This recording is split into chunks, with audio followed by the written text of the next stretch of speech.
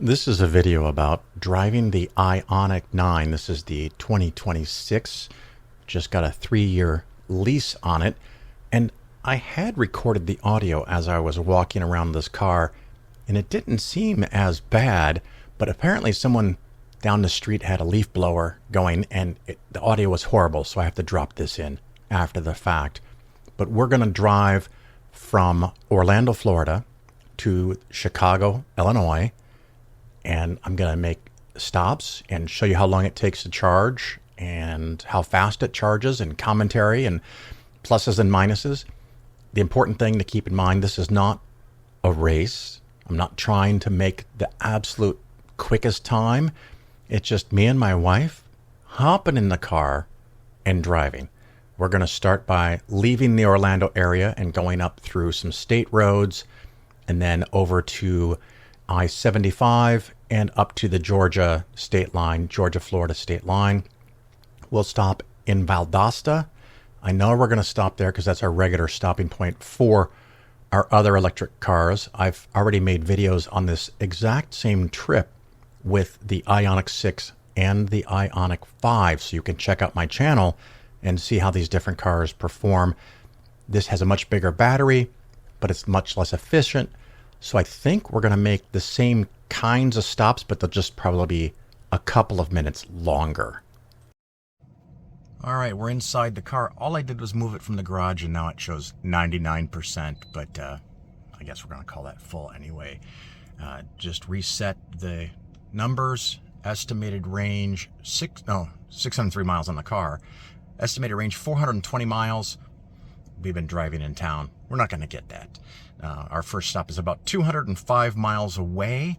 With luck, we'll get there with 25 to 35% battery. My other cars, I could give you a better guess, but this is the first time taking it on the highway, so we'll see how bad it is. Temperature 80, running air conditioning, probably 73, 74, whatever we want, maybe 72. And like I said, it's not a race, it's not a competition, just gonna document just normal driving and see how it goes. I took this photo after we'd driven 72 miles just to show you the efficiency it gets on state highways. I don't know, 50, 55, 60 miles per hour.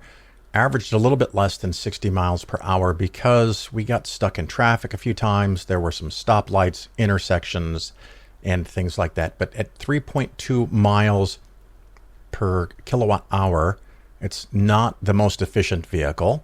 It's heavy, it's big, but because the battery is 110 kilowatt hours, you can easily get 320 on this kind of driving.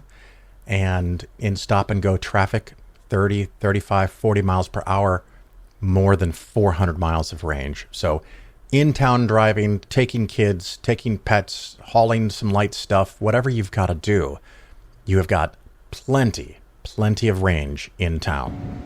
All right, one of the nice things about this Ioniq is that the charging speed is 235 at 63% state of charge. Sure, it doesn't peak at 250 or 265 like the new Ioniq 5, but it holds the charging speed much longer. 235, 236 now at 65%. We've been here 10 minutes and we started, I don't know, 32, 33% after 3.5 hours of driving. 1/3 of that was state roads with some traffic, unfortunately. But it is doing amazing. We're at this Iona station.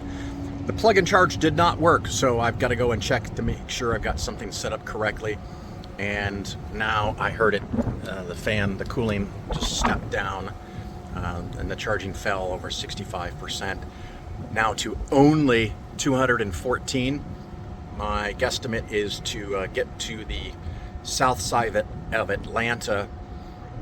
I need to have 75% battery to give me a good 15 to 20% left when we stop at Atlanta. And unlike a couple years ago, there's chargers everywhere. So if we are going longer, we can keep going. If we're running short, we just stop early. It's so much easier than it used to be, but I'm not inclined to stop when I'm still getting 200 kilowatt of charging. So I'll take a break and I'll come back in a minute and see what it is when we stop. I'm now at the point where I don't think I need any more charge, but I'm disinclined to unplug when I'm getting this charging speed still, because you never know what the next charger is going to be like. But 177 kilowatt at 74% state of charge, and there I just had another step down. And just 6-7 years ago, when I first had my Chevy Bolt EV, the peak speed it could get under ideal conditions was 55 kilowatt. So this now at 74% is getting 3 times the amount of electricity that the Chevy Bolt ever could. And maybe under 150 kilowatt, I'll stop it. Maybe I'll go down to 130. We'll see how long that takes. Well, I kept waiting for the speed to fall even more, but apparently it's not going to, at least not yet. And we only needed like 70%, and we're at 80%, still at 147 kilowatt. Total charging time now 17 minutes, so I'm gonna call it there at 17 minutes. Of course, I'm sure I'm gonna stopping the charge. Only 39 cents, so that's a deal too. But we put in a lot of energy. I don't know if I can go back to the charging session now, but there it is. From 32 to 80, 17 minutes and 14 seconds, 24 bucks. Energy delivered 58 kilowatt hour. I think that's almost what the old Chevy Bolt battery had in it in total, and you couldn't charge that in 17 minutes. So we're done here. And thank you, Ioniq, and we're gonna go back on the road. Here's a screenshot of the energy being used by the car while it's being driven. And don't worry, I wasn't the driver at this time. I was being safe. But the thing that is amazing is that the drivetrain is 95%, electronics is 2%, climate is 1%, battery care, because I'm guessing the battery is now getting a little warm because it's probably in the mid 80s in Georgia. But 95% of the electricity was going towards moving us forward. Absolutely staggering, very efficient air conditioning, limited battery care, the electronics, everything else, radio. We weren't cutting corners. We weren't skimping. We were just enjoying our ride. But 95% was going towards the car. And here you can see our cumulative for our next stop. And this happened to be... Where was this? This was at the Walmart in Forsyth, Georgia. Yeah, easy for me to say. And we have a cumulative of 2.6 miles per kilowatt hour. We've been driving for 6 hours already. And this is a screenshot of the charging at the Walmart there. And we were there for 27 minutes. Theoretically, this car can go from 10 to 80 in 24 minutes. I think we went from 14 to 80. I think we actually went to 81 in 28 minutes. So this machine under-delivered what the car can do, maybe because the car was getting warm. But the real big problem, and I did not record a video of it, and it might be for the best because I was getting very worked up. This Electrify America charger at a Walmart did not want to work. I struggled with it mightily, and matter of fact, after we had completed our charging, a young lady pulled up with a car that she had had 2 weeks, and it was her very first time ever pulling up to a DC fast charger, and she didn't have a single clue what to do, and gave me the impression the salesperson told her you just pull up and you use your credit card like a gas station. Well, no, it's not like that, at least not yet, not everywhere, and definitely not at these old, and these were some very old Electrify America machines. I worked with her and Electrify America on the telephone for 20 minutes to get her started. It took me 5 or 6 minutes to get started. And the only reason we charged this long is because my wife and I went into the Walmart and did some shopping. So it's not wasted time. We were being productive. But I spent 20 minutes with a lady because she had showed up with a very low state of charge and didn't know that she could make it to the next charger. You know, it was only 20 miles away, but she was brand new and didn't have a lot of experience. So we finally got her going. But, you know, you buy an electric car, do spend some time to figure out how it works and know how to charge it. She was stunned that the plug, which was a CCS plug, would not fit into her car, which had a NACS or Tesla, aka Tesla plug. And I told her that the dealership must have given her an adapter, and we went into her trunk and looked under the floor panel and found the adapter. So she didn't even know that she had an adapter to use different chargers. Screenshot here of our third stop for the day. A Pilot Flying J. Had some real challenges getting it to start, and I figured out the problem, and you'll hear about that in a couple of minutes.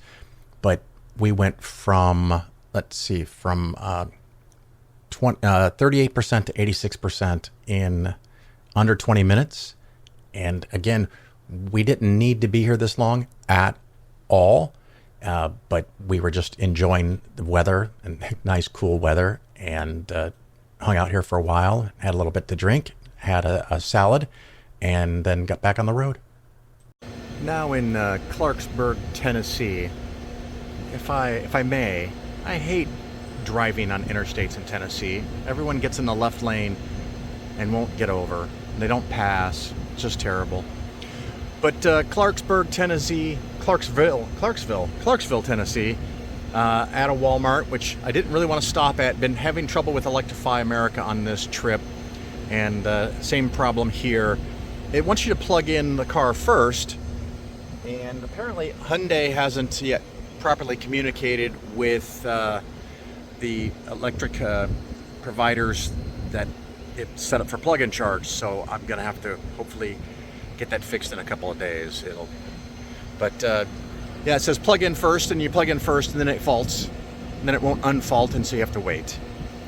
And so what I ended up having to do was using the credit card reader, which thankfully worked, and that's been my solution here at Electrify America for now, is to use the credit card or the app, and once it says plug in, then finally plug in and get it going. But right now we're getting 203, 204, so we're doing good, and gonna be here for a little bit and then hit the road. The adventure continues. I'm on a new charger because the other one, after 10 or 12 minutes of successfully charging, faulted. And I thought I was getting lucky because the Electrify America technician showed up, but he was here to fix a different machine that wasn't working. So two were down, but he only came to fix one. And while I was charging, mine faulted. And he said he fixed it, the machine that was down, so I switched to that machine and it wouldn't work also. So now I'm on my third machine and we're charging again. So I need Iona and Pilot Flying J and other companies to build more chargers because Electrify America is just so upsetting. It is now 1 hour later. We drove to this lovely Pilot Flying J with the chargers here. Didn't need to stop for the car's purposes, needed to stop for personal reasons, for food and services. Very lovely place here. And by the way, I got called by Electrify America. No, I'm sorry, an alert on the app that I was about to start paying 40 cents a minute fee for not moving my car. So I called Electrify America and they said, you need to unplug your car. And I said, that's going to be a trick because I'm already 40 miles away. And then they asked me to update the app. And then they asked me to unplug the car again. So really, really shitty service. I told them about I ended up using 3 different towers, 2 different charging sessions, and finally got the charge there at the Electrify America. What I did here with this brand new, new to me anyway, brand new Ioniq 9, with all these troubles, I went into the dash, into the settings, and I turned off the plug-in charge. My thinking was that the car thinks it has plug-in charge, but the charging stations don't yet have the data from Hyundai that they're allowed to charge me for plug-in charge, and so the whole system glitches. So this time when I got here to this Pilot Flying J, I turned off the plug-in charge inside of the car. I plugged in and it right away said you need to pay, which I happily did with my credit card, and the charging started right up. So if you have a brand new Hyundai, and I'm assuming this goes for Kia or Genesis, and you've turned on plug-in charge through the BlueLink app, I'm guessing it's going to need several days to propagate through the system. So if you're having trouble charging, make sure you go into the dash and turn off plug-in charge. Just wanted to take a moment to show you how to turn off the plug-in charge. I went to the EV and then to the control icon, and down here, plug-in charge. Hopefully you can see that in the darkness. And there's plug-in charge. Make sure that is off if you are having trouble with plug-in charge. And by trouble, what will happen is you plug into the charging tower and you get stuck in a loop, and eventually it faults, and this could take 30 to 90 seconds and may cause compounding problems apparently if you're at Electrify America. So when you have a brand new Hyundai, Kia, or Genesis, and you've gone through BlueLink and set up the plug-in charge, I'm guessing it's going to need several days, hopefully not weeks, to propagate that information to the charging companies. But if you have any trouble, you can turn it off here. Hopefully that helps somebody. I'm in the middle of somewhere, Indiana. I don't know where, but Casey's. Casey's now has Iona. Look at that. And once I've turned off the plug-in charge, because that wasn't working, probably because Iona doesn't know I have plug-in charge yet, just plugged in the vehicle, tapped the credit card reader, bam, car started charging very quickly. And see, we're at 43%, even though I just drove 3 hours, getting 222 kilowatt. So this car, just like the other Ioniqs, it's about 2.5 hours for each leg of driving, and not as quick charging because it's a bigger battery. But as the Ioniq 6 as an example, that is 12 to 13 minutes per stop. This is probably 18 to 20, maybe 21 minutes per stop. I'll have to do the math on that.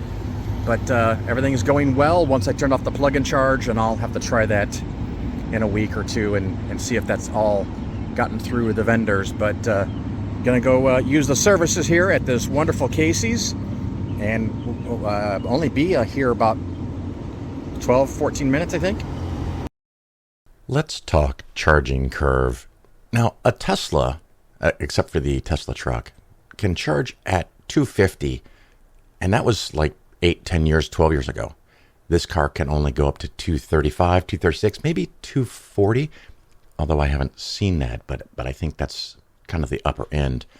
But because it's an 800 volt architecture versus the 400 volt in Tesla and a lot of Chevy products and a lot of other products, you can put in less amps and more volts, hence the 800 volt architecture, and you don't get as much heat. So you don't get the thermal problems that a lot of other EVs have.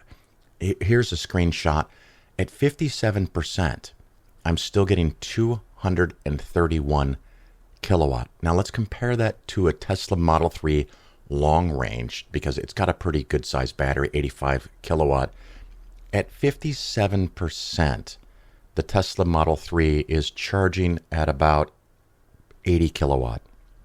So this is charging 3 times faster.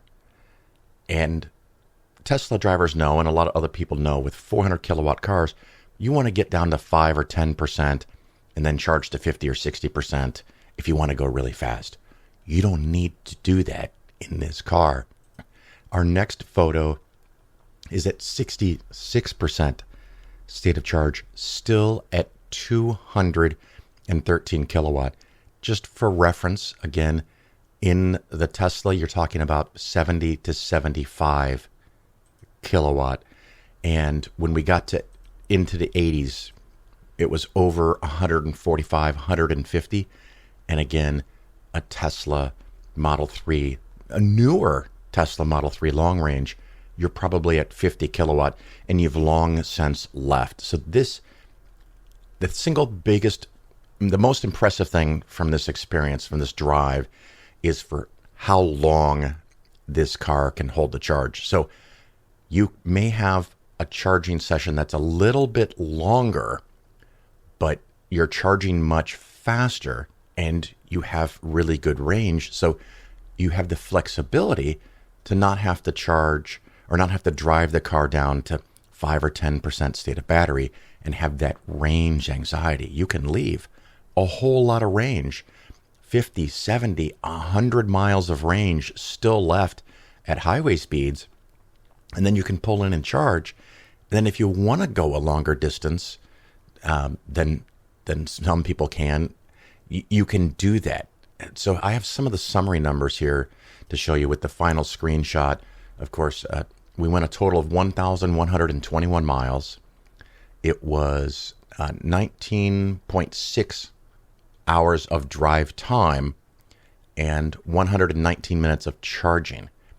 And so the total charging time, 119 minutes, is 1 minute short of 2 hours. Now, keep in mind that's 2 days, and we weren't even trying to be efficient. As an example, the average state of charge when we showed up at a charger was 39%, and when we left was 81%. If instead I got it down to maybe 20% and went up to 70%, not a whole lot of savings, but maybe 2 or 3 minutes per stop. Let's say 2 minutes per stop. So that's 14, 15 minutes because we had 7 stops. But really not that bad, because each time you stop, I'm assuming you need to use the restroom. From time to time, you're going to need to eat or buy a beverage. So you're adding a couple of minutes extra per stop driving this electric car than driving a gasoline car. If you're going to drive 9 or 10 hours or more in the day and you need those extra 10 minutes, 12 minutes, by all means, drive a gasoline car. But if you can drive like a normal human being, just enjoy the trip, stop for 10 or 15 minutes. Our average stop time, by the way, was 17 minutes or 20 minutes or 24 minutes from time to time. Enjoy the trip, get some steps in, do some exercises, enjoy the travel. The other thing that was interesting, and probably because of traffic, our average leg of driving was 2.8 hours or 168 minutes. So longer than we normally drive in the other cars. And I think we just weren't able to get up to high speeds. And that might have made the efficiency a little lower. Oh, the average efficiency, by the way, was 2.8 miles per kilowatt hour in the similar trip, I think. And you can go watch the other videos. In the Ioniq 5, the more mid-size SUV, it's probably something like 3.3. And in the Ioniq 6, it's probably something like 3.5, 3.6. So nowhere near as efficient. But that's kind of common sense. It's bigger. It's heavier. It's not going to be as efficient. That's just how the game is played. But you can pick the really efficient Ioniq 6, the moderately efficient Ioniq 5, or this relatively efficient, but not quite as efficient, if you need to take more stuff or more people and do the same kind of driving. The only difference, because of the way Hyundai and Kia and Genesis have set this all up, is you're talking about a couple extra minutes at each charging stop. And with this vehicle, you do not need to have that mindset that at 50% or 55% or 60%, I've got to unplug and go, because it's still charging 155 kilowatt, even at 80%. So just go, enjoy, drive 2 to 3 hours, switch drivers, take a break for 15 to 20 minutes, and then get back on the road.